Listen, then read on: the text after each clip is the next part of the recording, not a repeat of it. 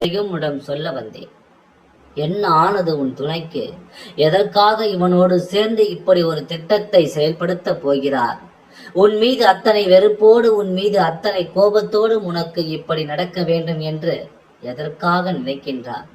இத்தனை கொடூர எண்ணம் எவரால் உருவாக்கப்பட்டது என்பதை கேள். வாயடைத்து போவாய். உன் துணை மாறிவிட்டார் என்று நினைத்துக் கொண்டிருக்கும் இந்த நேரத்தில் சொல்லக்கூடாத அறிவுரைகளை சொல்லி உன் துணையின் மனதை மாற்றியது உன் துணையோடு இருக்கும் இவன்தான்.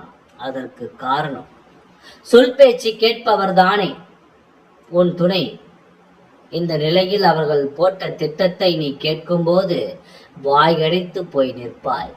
சொல்லக்கூடாது, உன்னை வருத்தப்பட வைக்க கூடாது என்று தான் நான் நினைத்தேன். ஆனால் எதுவும் தெரியாமல் போய்விட்டால் போதும், திட்டத்தில் நீ விழுந்து விடுவாய். அந்த பாதிப்பை உன்னால் தாங்க முடியாது குழந்தையே. இந்த நேரத்திலும் எதையாக இருந்தாலும் நீ தாங்கிக் கொள்வது இருக்கும். இந்த கொஞ்ச உறவுகளுக்காகத்தான் இந்த உறவுகளையும் நீ இழக்க வேண்டிய சூழ்நிலை வந்தால் உன் நிலை என்னவாகும் என்பது எனக்கு நன்றாக தெரியும். அப்படி உன் துணை என்ன திட்டம் போடுகிறார் என்பதுதானே உன் கேள்வி. சொல்கின்றேன் கேள். உன் துணையே போடும் திட்டம் நீ இப்போது இருக்கும் இடத்தில் நீ இருக்கக்கூடாது. அங்கு இருப்பவர்கள் அத்தனை பேரும் உன்னை கேவலப்படுத்தி அந்த இடத்திலிருந்து வெளியே அனுப்ப வேண்டும். இதுதான் அவர்களின் திட்டம். எதற்காக தெரியுமா? இவர்கள் எல்லாம் உன்னோடு இருப்பதால் தான் நீ உன் துணையை மதிப்பதில்லை. யார் இவர்கள் எல்லாம்? உன்னை விரட்டி அடித்து விட்டால் அந்த அவமானம் தாங்காமல் உன் துணையை தேடி ஓடோடி சென்று உன் துணையின் காலில் விழுந்து தவிப்பாயா? அப்போதுதான் உன் துணையின் மதிப்பு உனக்கு தெரிய வருமா?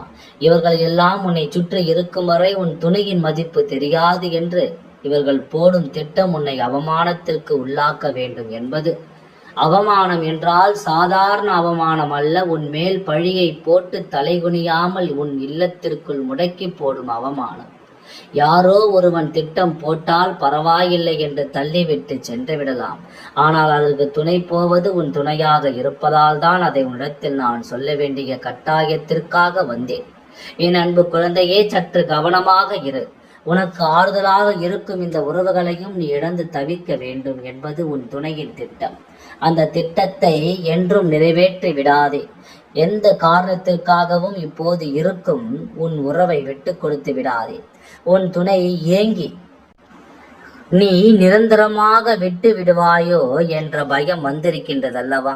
அது அப்படியே இருக்கட்டும். ஒரு நாள் மனம் மாறி உன்னை தேடி வருவார். அதுவரை உனக்கு ஆறுதல் கொடுக்கும் உறவுகளை பத்திரப்படுத்திக்கொள்.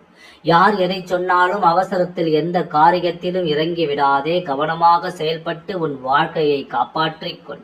உன் மதிப்பையும் மரியாதையையும் காப்பாற்றிக்கொள். நான் உனக்கு இருக்கின்றேன். என் வாக்கை கேட்டு இதில் இருந்தெல்லாம் தப்பித்து கொள்ள வழியை தேடு. என் வாழ்க்கை மதித்து கேட்டால் எப்போதும் உனக்கு உறுதுணையாக நான் இருந்து கொண்டே